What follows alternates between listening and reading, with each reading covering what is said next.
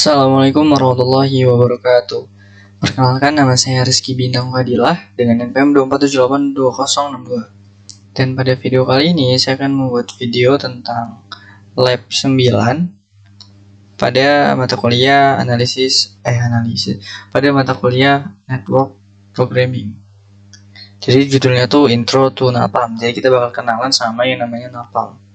Untuk ketentuan videonya sendiri itu yang pertama ada menunjukkan bahwa setiap network device berhasil di-ping. Yang artinya nanti kita bakal ping ke seluruh perangkat yang ada pada topologi ya. Selanjutnya itu menceritakan kode get, fetch, and config PY serta menjalankan program dan menunjukkan hasil outputnya. Lalu ketiga ada menjelaskan kode extract interface PY serta menjalankan program dan menunjukkan hasil outputnya. Lalu yang terakhir tuh ada menjelaskan pertanyaan yang dijawab pada bagian pertama. Seperti ini ya kurang lebih. Mungkin kita langsung pindah ke pinitnya aja. Jadi pertama kita harus ping dulu ke seluruh perangkat ya. Kita masuk dulu ke dockernya. Lalu di sini saya sudah membuat catatan dari masing-masing IP yang ada di perangkat ini ya. Jadi router 1 tuh IP-nya sekian, router 2 sekian, switch 1 sekian ya. Nih kalau kalian misalnya Docker S1 router, lalu S4, S2, S6, S3, S5 itu punya IP-nya masing-masing. Dan di sini saya sudah mencatatnya agar tidak lupa.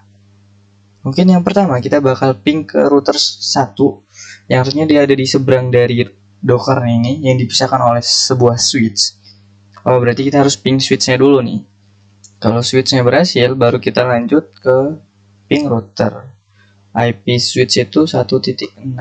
Berarti ping 1.6 ya. Enter. Dan tentunya ini berhasil ya, karena dia nggak RTO atau destination reachable. Yang artinya ini sudah berhasil. Kalau hasilnya seperti ini. Tuh. Selanjutnya kita bakal coba ping IP si router satunya. Jadi si routernya itu IP-nya tuh 1.1.192.168.1.1. Kita coba ping. Bisa, ternyata bisa juga. Artinya koneksi Docker dari yang di sini sudah bisa mencapai si router yang di seberang. Selanjutnya kita bakal coba dari Docker ke router yang bawah-bawah nih. Ada S4, S6, S2, S3, S5. Kita bakal coba ping satu-satu ya. Kita bakal S2 dulu 1.7 berhasil tentunya. Yang artinya si Docker jadi internet dari Docker itu sudah sampai di router 2 dan switch 2 harusnya bisa berkomunikasi antar perangkat dari Docker ke S2 maupun sebaliknya dari S2 ke Docker atau S2 mau ke S1 juga bisa harusnya. S2 ke R1 juga bisa, karena mereka ini masih dalam satu jaringan. Selanjutnya kita bakal ke S3. S3 itu 1.8. Enter. Dan dia berhasil juga ya untuk ping ke S3. Kita lanjut ke S4. S4 itu 1.9 kalau nggak salah. Dan berhasil juga tentunya. Coba kita lihat S4. Oh iya, S4 1.9. Dan kita berhasil ping ke S4-nya. Jadi dari Docker sekarang sudah sampai S4 berhasilnya. Selanjutnya kita bakal ping S5. S5 itu IP-nya 1.10. Enter. Dan tentunya ini juga berhasil ya. Sudah reply dan sudah connect guys. Lalu kita bakal lanjut ke S6. Switch terakhir 11. Enter. Dan berhasil juga. Jadi kesimpulannya kurang lebih si Docker ini sudah bisa menghubungi semua perangkat yang ada pada topologi. Jadi dari perangkat yang lainnya juga bisa saling berkomunikasi juga antar perangkat lain di dalam topologi ini. Itu untuk langkah ketentuan yang pertama. Selanjutnya kita bakal ceritakan kode fetch and config PY serta menjalankan programnya lalu menunjukkan hasil outputnya.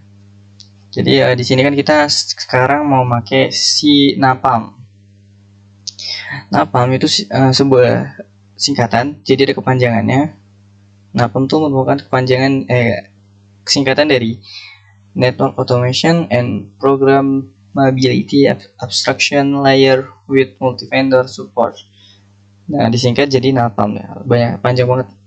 Lalu ini pengertiannya, library Python yang berisi kumpulan fungsi-fungsi yang digunakan dalam melakukan interaksi terhadap perangkat jaringan dari berbagai vendor.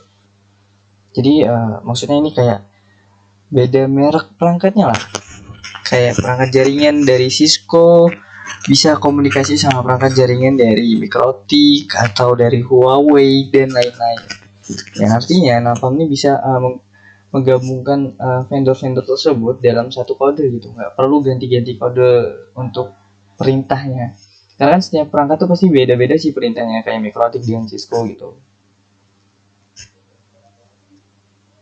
Lalu mungkin kita langsung masuk ke kode get fix. Nah, kita masuk ke Docker dulu. Kita clear dulu biar enak dilihat. Lalu ls. Jadi kita bakal melihat terlebih dahulu isi file dari getFax and config py-nya. Bentar.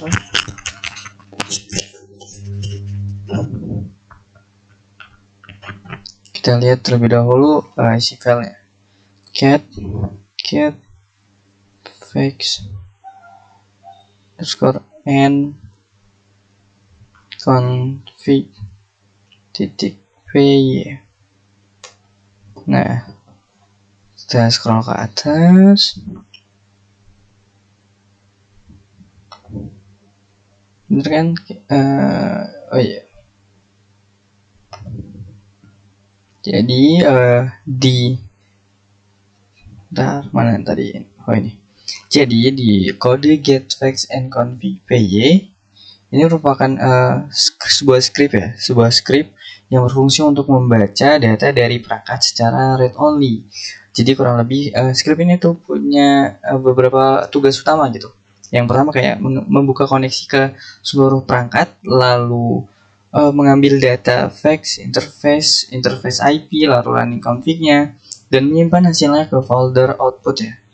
Lalu yang terakhir itu ada menutup koneksinya. Jadi setelah melakukan komunikasi tersebut, maka akan ditutup secara otomatis dari programnya. Untuk bagiannya sendiri, yang pertama di sini ada import YAML, import OS, lalu from NAPAM import get network driver. Lalu di sini ada wait open. Jadi ini tuh fungsinya kurang lebih kayak di awal kita harus ngimport modul yang yang dibutuhkan dalam menjalankan program ini. Kemudian programnya bakal ngebaca data dari device YAML. Jadi device YAML itu merupakan sebuah data yang berisi data-data perangkat yang kita akan konfigurasi gitu. Jadi script itu bakal ngejalanin koneksi berdasarkan daftar perangkat tersebut. Mungkin kita bisa buka terlebih dahulu ya. Jadi akan saya tunjukkan isi dari device YAML. Nah, kurang lebih seperti ini. Jadi ada perangkat-perangkat dalam topologi ini, ada informasi perangkat-perangkatnya. Kalau kita lihat di yang pertama itu ada name R1. Jadi ini merupakan nama perangkatnya adalah R1, lalu hostname-nya itu merupakan IP dari si perangkatnya, dan username password ini merupakan username password dari SSH-nya. Lalu si driver ini karena saya menggunakan router tipe Cisco iOS, jadi kita isi driver iOS, dan ini sangat penting ya untuk diisi agar dikenali oleh kode nanti dari vendor mananya gitu. Lalu yang terakhir ada secretnya 123. Ini merupakan password enable untuk mengaktifkan dari si routernya. Jangan lupa tanda kutipnya buat dikasih di antara angka ini agar terbacanya sebagai string. Karena kalau nggak dikasih string, maka ketika diinputkan atau dijalankan lewat kode getFax tadi, dia bakal ngebaca number atau integer ya. Jadi kodenya tuh atau program itu bakal error nantinya. Jadi kita harus kasih tanda kutip di bagian password dan secret apabila ada angka dalam password atau secretnya tersebut. Tuh. Kita lanjut balik lagi ke get facts and ini ya, and config gateway-nya. Jadi yang pertama tuh kan kita harus import modul terlebih dahulu, modul-modul yang akan digunakan pada program tersebut, lalu bakal masukin datanya. Jadi kita buat kode untuk membaca perangkat dari file YAML-nya. Selanjutnya ada kode untuk menyiapkan folder outputnya. Jadi di sini kurang lebih kode ini tuh, bagian ini tuh memastikan bahwa folder output tuh sudah ada, dan jika belum ada akan dibuat secara otomatis, karena nantinya si output ini bakal digunakan sebagai wadahnya dari file-file yang akan dihasilkan setelah menjalankan program ini gitu. Lalu selanjutnya ini ada bagian loop. Jadi bagian loop di sini gunanya untuk membuka koneksi Napalm-nya. Napalm itu menggunakan konsep driver. Seperti yang tadi kita lihat, ada bacaan driver pada isi file device YAML. Jadi driver tuh bermacam-macam jenisnya. Kalau Cisco mungkin iOS, lalu ada June OS, lalu ada iOS dan lain-lain ya. Jadi ketika kita nulis perintah untuk get network drivernya, kita arahin dulu nih driver kita tuh apa. Maka Napalm tuh akan otomatis memilih library-nya yang cocok untuk si Cisco iOS-nya gitu. Jadi di sini kan kita memasukkan variabel driver yang ada di device YAML ya. Sedangkan di device YAML tuh driver tuh isinya ya iOS. Jadi si kodenya bakal menyesuaikan library Cisco iOS-nya gitu. Lalu di sini ada informasi perangkat kurang lebih untuk membuka koneksi SSH dengan mengirimkan IP, lalu username, password, dan enable secret passwordnya gitu. Lalu di bagian sini ada program untuk mengambil berbagai data dari perangkat. Jadi setelah koneksinya terhubung, maka akan mengkonfirmasi connected successfully. Lalu dia bakal ngambil data yang pertama itu ada data get facts. Jadi get facts itu untuk mendapatkan hostname, model, uptime, OS version, dan serial numbernya. Lalu selanjutnya ada interface dengan kodenya get interface. Ini tuh fungsinya untuk mendapatkan status interface-nya tuh up atau down, atau enable, atau speed, atau counters. Pokoknya status dari si interface perangkatnya. Lalu selanjutnya ada interface IP. Ya ini fungsinya untuk mendapatkan IP pada alamat interface-nya. Jadi interface-nya itu bakal dilihat tuh IP-nya apakah ada atau enggak. Kalau ada bakal dicatat atau diambil gitu, informasi IP tersebut. Selanjutnya ada kode untuk config. Jadi di sini kode config-nya adalah running config-nya atau bakal ngambil konfigurasi apa saja yang sudah dilakukan pada perangkat ini gitu. Lalu selanjutnya program bakal nyimpan hasil filenya ke dalam output. Jadi di dalam output itu ada directory lagi, yaitu directory facts, interface, lalu interface IP, dan config. Jadi masing-masing file itu dipisahkan sehingga rapih gitu. Kurang lebih seperti itu. Jadi ya di bagian itu bakal disimpan tuh semua hasil-hasil setelah kita running kode ini. Lalu terakhir itu ada conclose. Conclose ini untuk memutuskan koneksi karena kita sudah mengambil informasi atau menjalankan perintah program, maka setelah itu bakal ditutup koneksinya.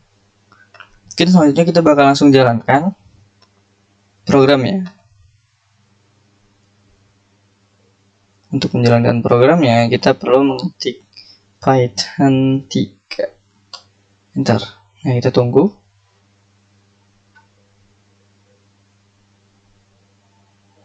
Dia bakal menjalankan program tadi. Jadi yang pertama bakal mengkoneksikan dengan R1 dengan IP-nya segitu, lalu ketika koneksinya terhubung, maka connected successfully. Lalu akan menge-save data atau menyimpan data dari R1 gitu.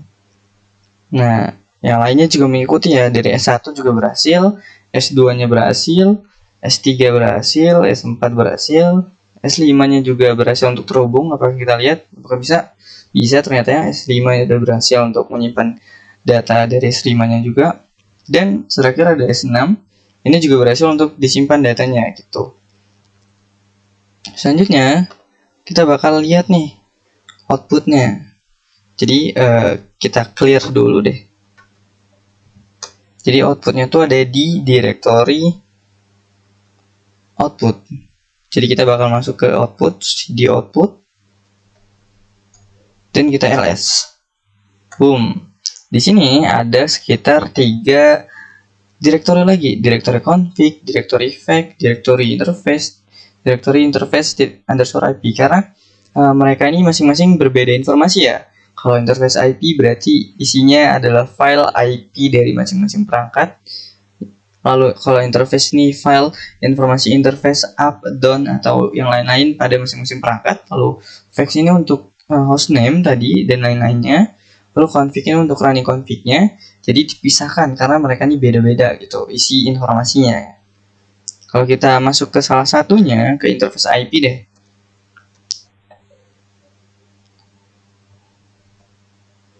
Underscore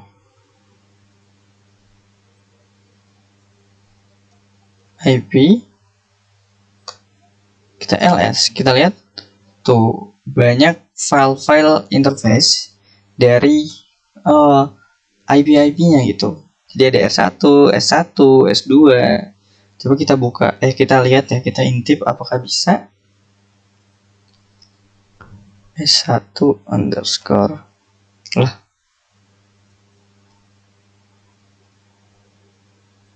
Interfaces underscore txt enter. Nah, kita bisa lihat pakai cat dengan dengan format txt ya. Jadi di VLAN itu kosong untuk si S1. Di VLAN 1 itu ada IP-nya yaitu 1.6.192.168.1.6 IPv4 ya yang tercatat pada VLAN 1. Jadi kalau di switch itu emang VLAN ya. Kalau di router baru biasanya interface, entah itu Fast Ethernet atau Gigabit Ethernet. Sebentar, ini agak ngelap.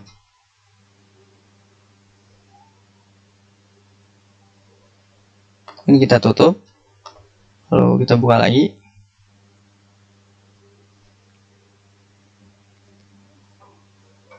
Kurang lebih itu ya isi atau hasil dari get facts and config underscore .py tadi. Mungkin kita bakal lanjut ke langkah yang berikutnya,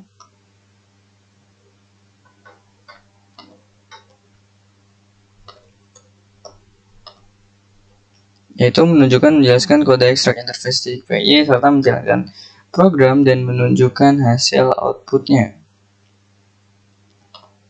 Untuk kode interface PY ini sendiri itu ada di sini kalau nggak salah. Oh ya, cd ls. Oh ini ya, extract underscore interface .py. Jadi kita lihat dulu nih, get extract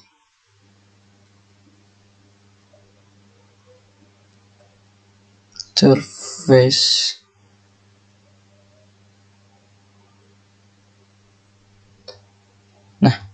seperti ini isi dari si file extract interface PY-nya.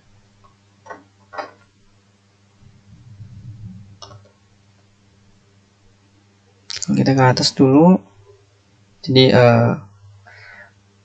script ini tuh berfungsi ya untuk membuat ringkasan interface dalam bentuk CSV agar hasil monitor itu lebih mudah dibaca lah nantinya gitu. Jadi dalam script ini ada bagian utamanya nih, yaitu di bagian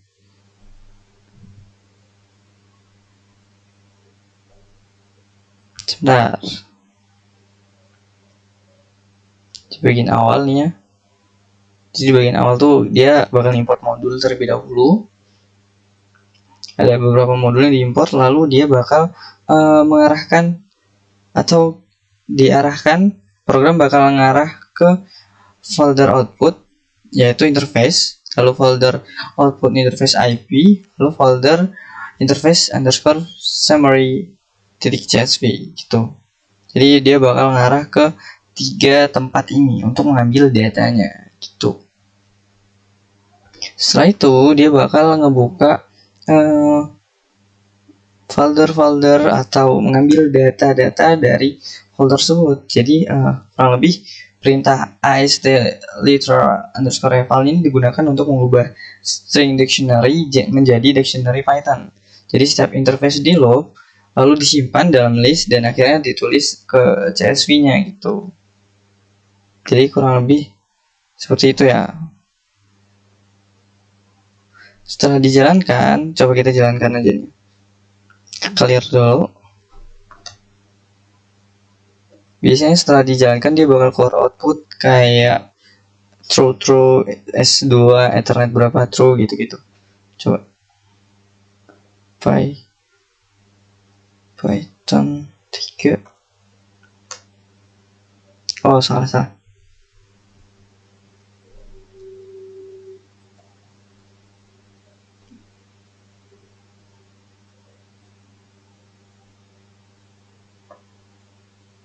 Terus dari situ coba kita ls dulu deh.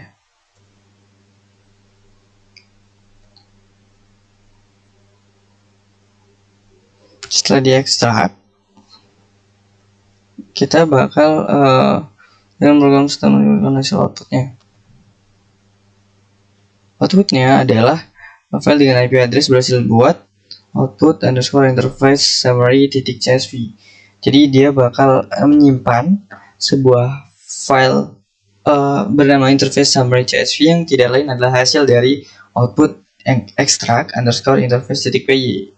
Ya, itu kita lakukan sekali lagi. Lalu disimpannya tuh di dalam folder output tadi ya. Output, lalu ls.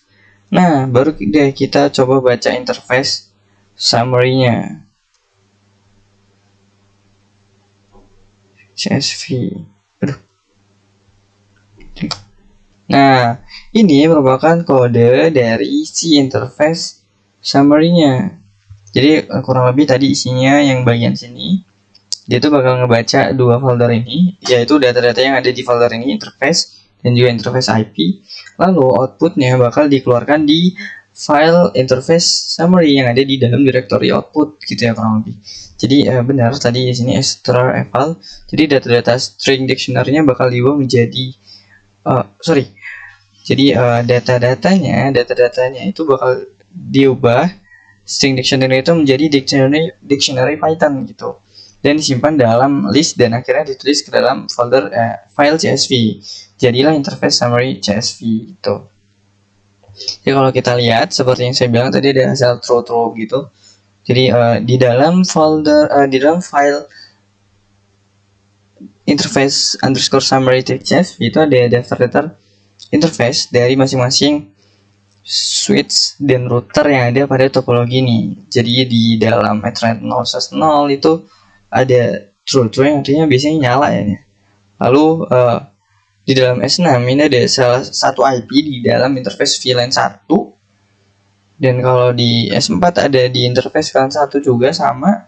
Jadi merupakan sekaligus ngambil data IP-nya juga ya. Gitu. Selain interface-nya, dia bakal ngambil data IP-nya gitu.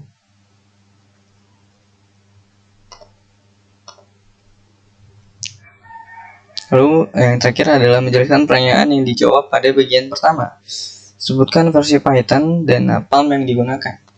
Jadi kita akan jawab pertanyaannya. Clear dulu.